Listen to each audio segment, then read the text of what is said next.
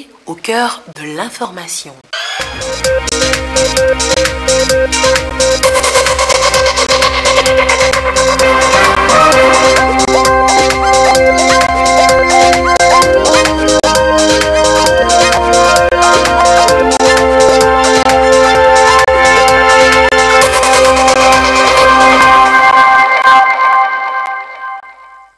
Merci de votre attention. L'actualité ce soir, nous évoquons d'abord les résultats de l'enquête 2017 sur les prévisions macroéconomiques du Togo.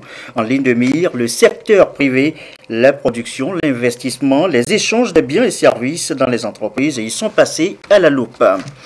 Quelle protection sociale pour les travailleurs migrants de la CEDEAO? La préoccupation fait l'objet d'une rencontre de 3 jours à Lomé à regarder de près les modalités opérationnelles de la Convention de la CEDEAO sur la sécurité sociale.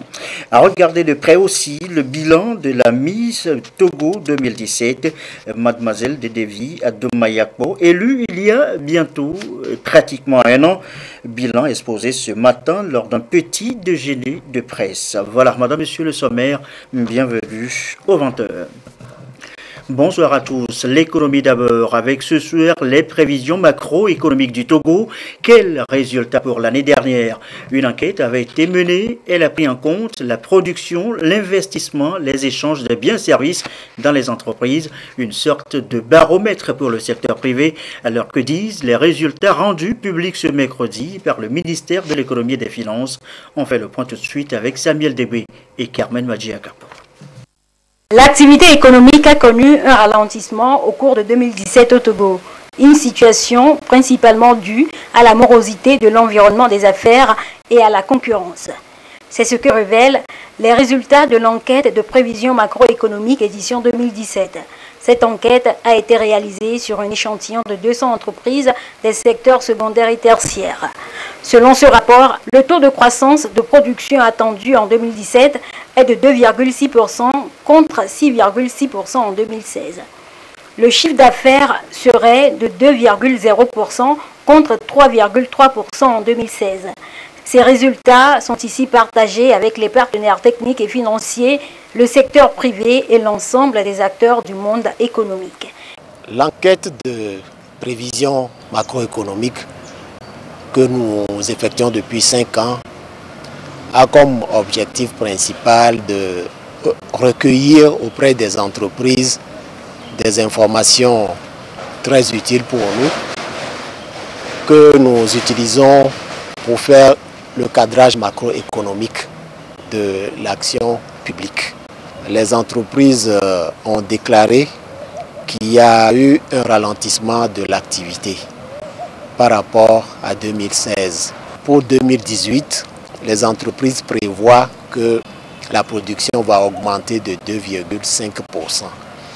Pour ce qui concerne les investissements, les entreprises ont déclaré que les investissements augmenteraient de 4,9% en 2018. L'autre information que nous avons recueillie concerne le financement des investissements. Les entreprises ont déclaré que le financement bancaire des investissements est de 44,5% en 2017 contre 25% en 2016, ce qui fait une progression de plus de 20 points de pourcentage.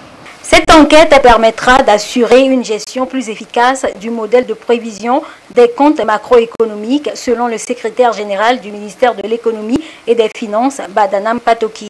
Il a précisé que le Togo pourra disposer des estimations et prévisions de meilleure qualité qui tiennent compte de la vision des entreprises togolaises.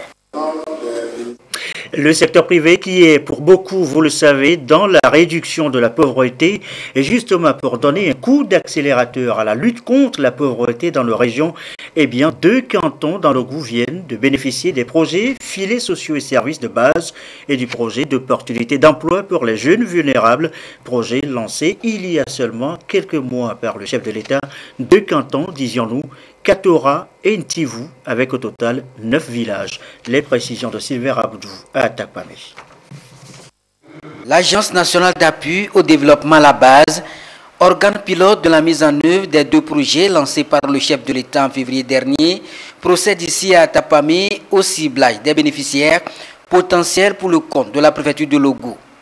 Et c'est sous le regard de l'Institut national de la statistique, des études économiques et démographiques INSEAD, organe d'appui au projet. Après tirage, 4 villages ont été sélectionnés dans le canton de Katoré et 5 dans le canton de Ntivu.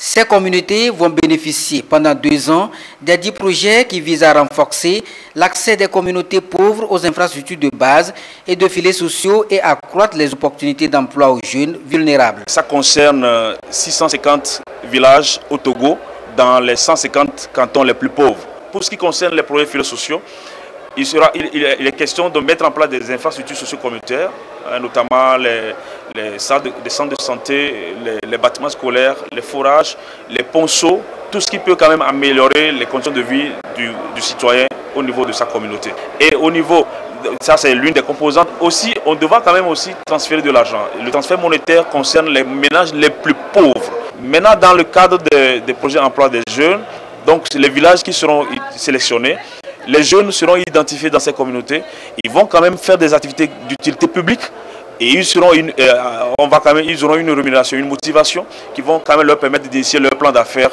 et initier des AGR et aussi quand même engager les jeunes dans l'entreprise, dans l'entrepreneuriat. 31 cantons issus de 8 préfectures sont concernés par cette sélection dans la région des Plateaux.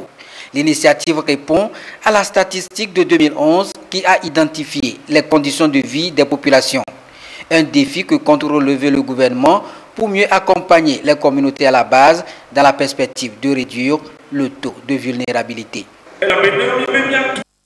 Opportunité d'affaires aux jeunes, les affaires, oui, mais quel pas pour le risque management.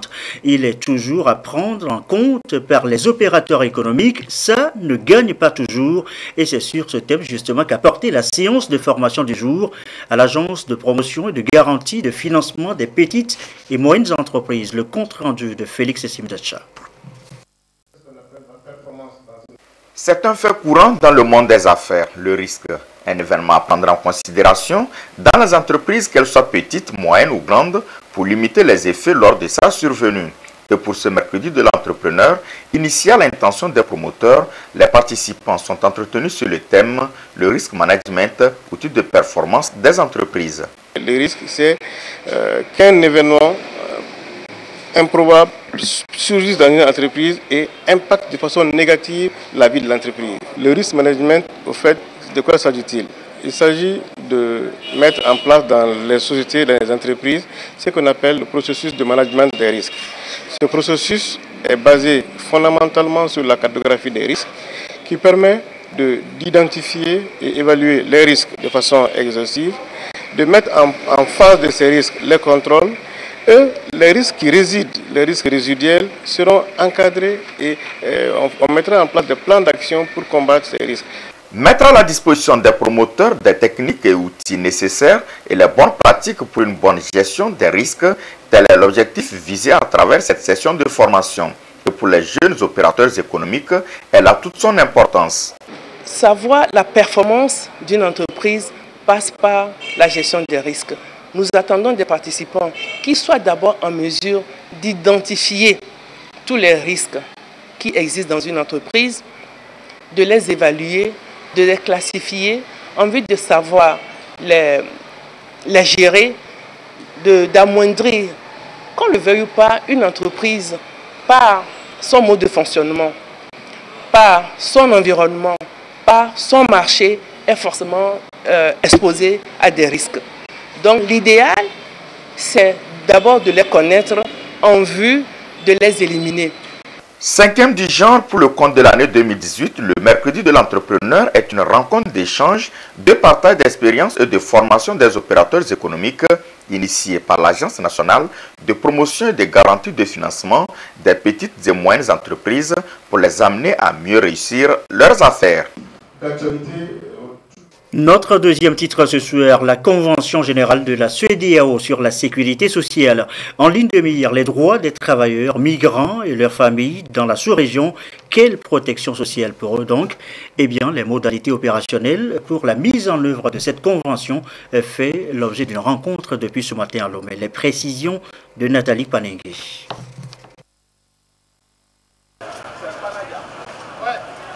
La question de la migration professionnelle dans l'espace CEDEAO demeure préoccupante. Malgré la signature des conventions et accords par les États membres afin d'assurer la sécurité sociale aux travailleurs migrants, leur application reste difficile dans certains pays. D'où la nécessité pour les acteurs du domaine d'œuvrer pour promouvoir les droits de tous les citoyens dans l'espace. À l'époque, le principe de territorialité s'opposait. C'est-à-dire que si vous travaillez dans un pays, vous n'avez pas la possibilité d'aller dans un autre pays pour jouir de vos droits liés à la protection sociale. Il n'y a plus de barrières pour accéder aux soins de santé, pas par rapport forcément aux soins de santé, mais surtout par rapport à la pension.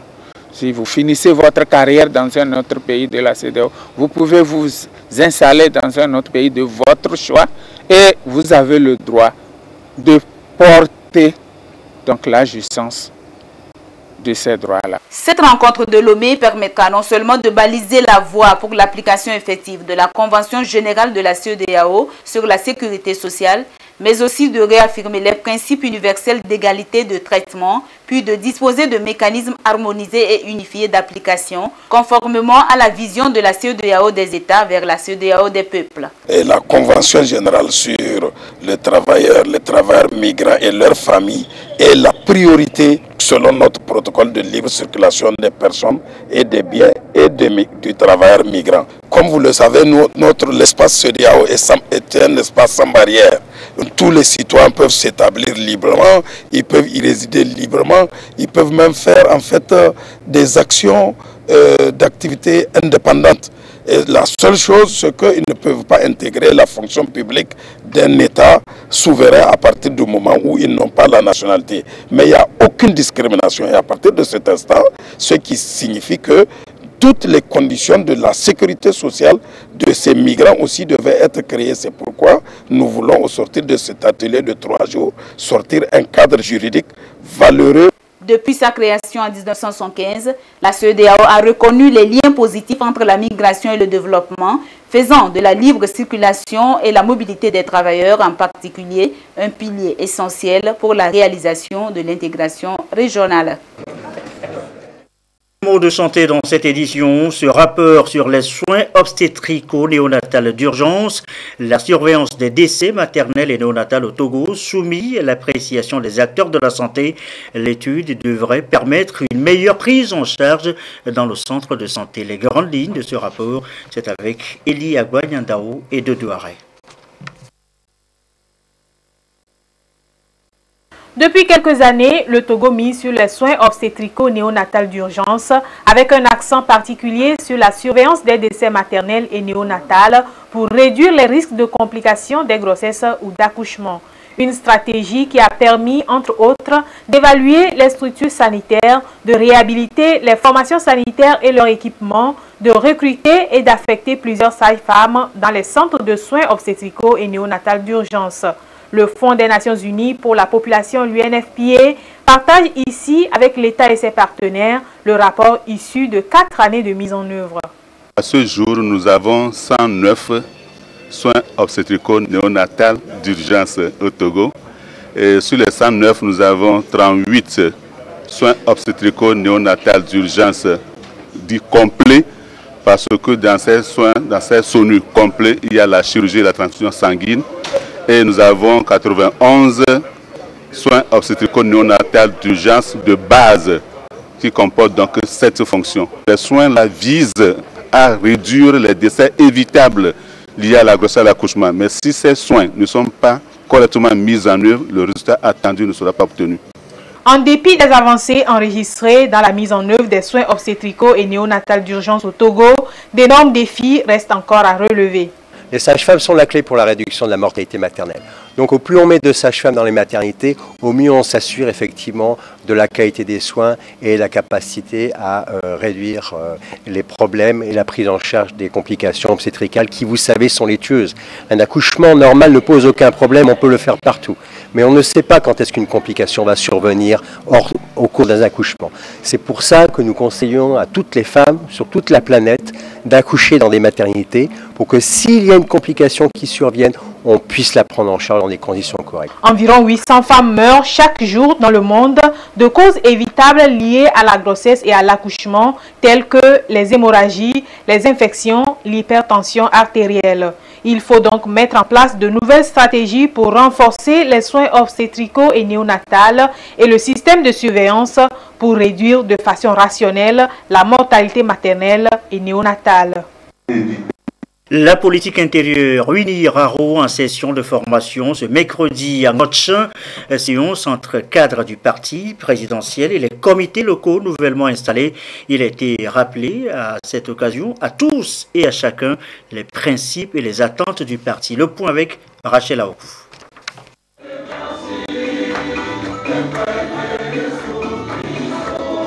À l'unisson, les militants du parti UNIR Session Haro ont répondu présents à cette rencontre. C'est le 28 mars dernier que ces comités à la base ont été installés.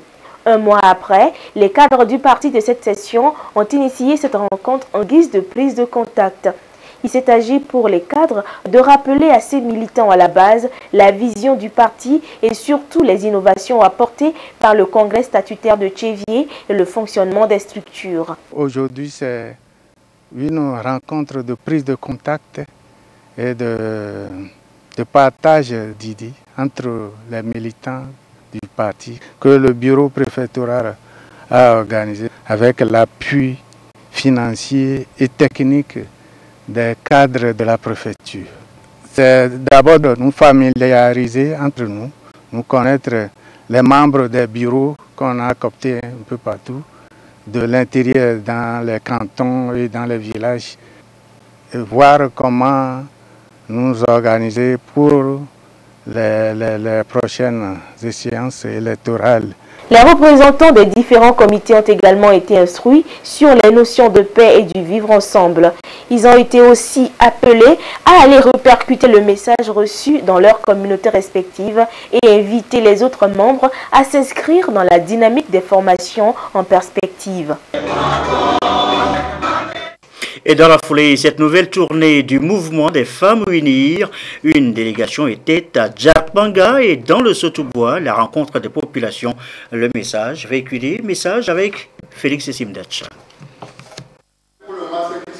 C'est un exercice voulu par l'instance dirigeante du parti UNIR, aller à la rencontre des militants partout où ils se trouvent pour partager leur quotidien et maintenir ainsi le contact avec eux.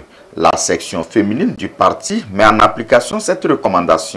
Cette délégation du mouvement des femmes pour unir, conduite par Madame Christine Amelete Tapunyadi, a échangé à Djarpanga avec la section locale du mouvement sur les nouvelles directives du parti et surtout les stratégies à mettre en œuvre pour une meilleure mobilisation des femmes du parti et surtout inciter celles qui ne le sont pas à adhérer au parti.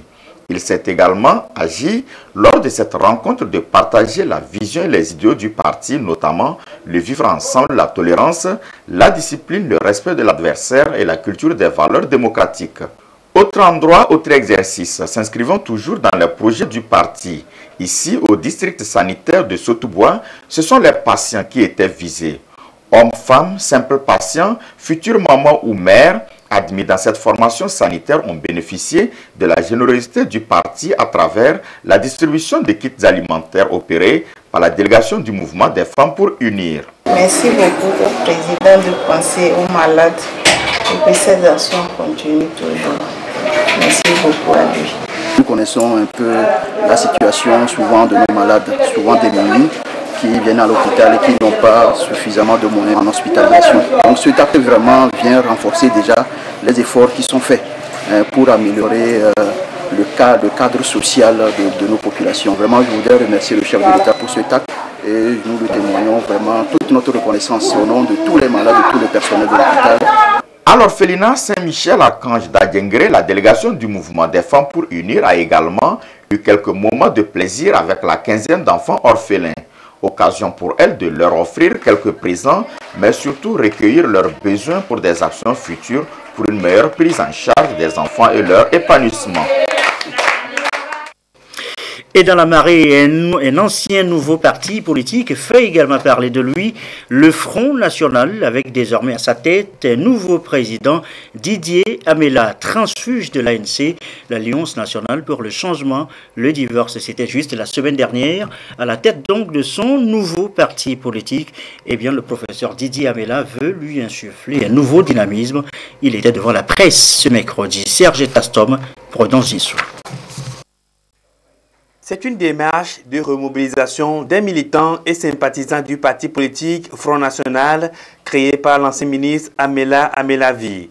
Après quelques moments d'absence sur la scène politique, le parti revient avec une nouvelle formule. Pour l'heure, l'intérim de la présidence du Front National est assuré par le professeur Didier Amela, ancien militant de l'ANC. Il entend orienter sa nouvelle formation politique sur la voie de la démocratie pour la promotion de la cohésion sociale. Une nouvelle approche qui devra se faire dans le respect des tests en vigueur afin de mieux préparer le prochain congrès du parti. L'avènement du Front National Nouvelle Formule constituera un changement politique par la qualité des hommes et des femmes qui l'animeront. C'est donc un parti revisité, remanié et restauré dans le sens de la consolidation des acquis démocratiques, la promotion d'un état de droit et de la bonne gouvernance, le respect des libertés individuelles, le respect de la liberté d'entrepreneuriat, la consolidation de la cohésion de l'unité nationale, la conservation de la paix et de l'unité de notre pays, et le développement et l'intégration économique et politique dans les ensembles régionaux et sous-régionaux. En attendant que les objectifs du Front National soient clairement définis dans les prochains jours, ces responsables lancent la création d'un mouvement républicain qui va regrouper les formations politiques qui partagent les mêmes visions que le FN. À l'étranger, le président nigérien de nouveau aux soins, Muhammadu Buhari, s'est envolé hier pour Londres pour y voir son médecin. Du coup, les doutes sur l'état de santé de l'ancien général de 75 ans sont relancés. Le président Buhari a déjà passé plus de 5 mois à Londres l'année dernière pour être soigné d'une maladie non communiquée au grand public. Cette fois, il ne devrait passer que 4 jours dans la capitale britannique. Dans le reste de l'actualité, ce point de presse des transporteurs du Togo, entretient sur les accidents de la route et aussi sur la visibilité de leur fédération. Félix Simdacha les a suivis. Voici son compte rendu. Depuis 2016, ils se sont constitués en une organisation, un regroupement des transporteurs au sein de la Fédération nationale des sociétés de transport routier du Togo. Une organisation créée pour mieux répondre aux défis et œuvrer pour réduire au maximum les accidents de la route et les conséquences qui en découlent. À travers cette sortie médiatique, les responsables entendent mieux se faire connaître du public, échanger sur leurs activités et sensibiliser les membres pour le respect des règles de sécurité routière. Notre fédération a un but principal. C'est l'amélioration d'abord des conditions de travail et de ses membres afin de permettre un meilleur service à ses clients. Plus de confort, ça veut dire de meilleurs autocars, de meilleurs bus pour la circulation des personnes et des biens aussi. Et pour cela, la limitation d'âge des bus importés est nécessaire pour la sécurité, mais aussi pour le confort. Mais pour ces bus moins âgés, notamment ceux à quoi nous ambitionnons, c'est des bus neufs. Et ces bus neufs ont un coût. Nous demandons aux autorités de nous accompagner dans ce sens. Le représentant du ministre de la Sécurité et de la Protection civile a salué cette initiative. Aussi a-t-il invité tous les transporteurs à plus de responsabilité et de sagesse pour limiter les accidents de la route et contribuer ainsi au développement du Togo. Et la volonté de la Banque populaire d'épargne et de crédit, BPEC, et le groupe d'assurance panafricain Sounou de travailler en synergie, une volonté rendue officielle ce matin au siège de la banque. C'était lors d'un déjeuner convivial qui a réuni hommes de médias, hommes d'affaires et responsables des deux institutions. Une rencontre qui a lancé officiellement donc cette collaboration. Les détails avec Tabita Issi Akako et Kwesala. Ça y est, le mariage BPEC Groupe Sounou est désormais officiel. Et le fruit de ce mariage, c'est la 4e filiale Sounou Investment Holding. À travers cette collaboration, le groupe Sounou devient l'actionnaire majoritaire de la BPEC, Banque populaire d'épargne et de crédit, avec un capital de 12,5 milliards de francs CFA. Il va y avoir une synergie entre les deux institutions. Ça veut dire que les produits d'assurance et les produits bancaires risquent de se retrouver dans des mêmes packages avec des prix très compétitifs. L'arrivée de Sounou, outre les moyens financiers qu'elle va conférer à la banque, et aussi les nouvelles orientations vers le digital, vers une association des produits bancaires et des produits d'assurance. Voilà un petit peu le profil de la banque de demain, de la BPEC de demain. En termes d'assurance, aujourd'hui, on est en train de s'élargir vers d'autres secteurs, notamment la banque, pour pouvoir offrir de meilleurs produits packagés, assurance, banque, mais aussi santé, avec la filiale Sounou Santé. Donc, c'est vraiment être le leader panafricain de référence, voilà, sur le continent, et puis apporter aux Africains le meilleur pour les accompagner dans leurs projets, en termes de couverture aussi de leurs entreprises et de leurs familles, de leurs proches. En 2017, le chiffre d'affaires du groupe Sounou s'est élevé à 155,5 milliards de francs CFA, en hausse de 17% par rapport à 2016. Le nouvel holding, dans son ambition, entend accompagner les clients des deux institutions. L'une pour l'épargne et le crédit et l'autre pour l'assurance. Pourquoi la BPEC? Parce que la BPEC est une banque qui a une grande couverture nationale, qui est une banque qui a un fort potentiel. On a 160 000 comptes ouverts, un réseau très dense, 27 agences qui couvrent l'ensemble du territoire togolais. Et nous sommes convaincus que avec cette augmentation de capital, la BPEC sera pour Sounou un vecteur stable et efficace pour commercialiser ses produits d'assurance vis-à-vis de la clientèle. L'idée aussi, c'est grâce à ce partenariat, ce duo, de proposer une offre packagée simple en un lieu unique qui comportera des produits d'assurance et également des produits de la banque. La BPEC a 48 années d'expérience au service de la mobilisation et de la collecte de l'épargne populaire. Si elle s'associe au groupe Sounou, aujourd'hui présent dans 15 pays de l'Afrique, avec ses 2 décennies d'expérience, c'est dire que la collaboration s'annonce prometteuse.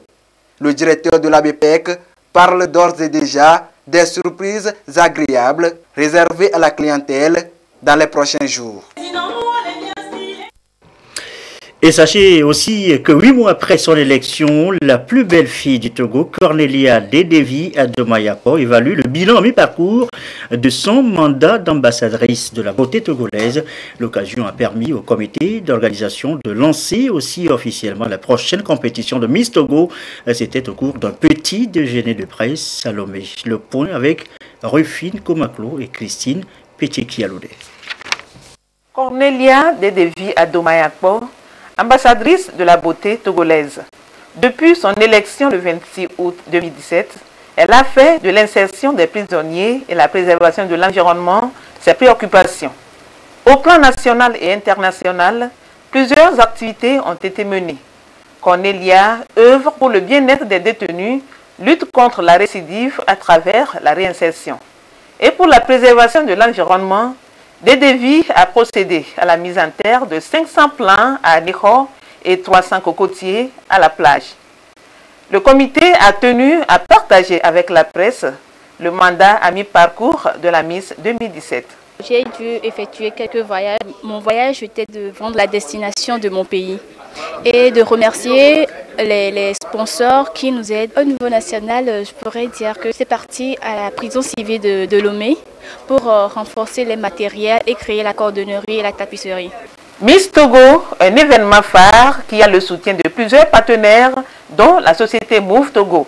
Au-delà de célébrer la beauté de la femme, l'événement met en œuvre des projets sociaux, surtout en faveur des couches vulnérables. La Miss joue parfaitement son rôle. Nous nous sommes inscrits dans un projet quinquennal, à savoir la préservation de l'environnement. Quand la nouvelle Miss nous a apporté la réinsertion des prisonniers, il fallait faire l'état des lieux. Et c'est maintenant que nous avons eu l'argent nécessaire pour pouvoir démarrer effectivement le projet. C'est pour ça que nous avons fait Lomé et Anéro, mais de pouvoir continuer sur le reste pour pouvoir aller jusque dans les dernières prisons du pays. Cette rencontre lance officiellement la 24e édition de Miss Togo. Les candidatures sont ouvertes jusqu'à la fin du mois de juin. La première super régionale se tiendra le 21 juillet à Kara, la deuxième le 28 juillet à Lomé et la finale le 25 août, toujours à Lomé. Ce communiqué, avant de refermer cette édition, communiqué dans le cadre du programme de promotion de l'entrepreneuriat des jeunes, le ministère du Développement à la base, de l'artisanat, de la jeunesse et de l'emploi des jeunes lance un appel à projet afin de sélectionner les plans d'affaires pour se mettre à la compétition internationale au niveau de la conférence des ministres de la jeunesse et des sports de la francophonie Conféges.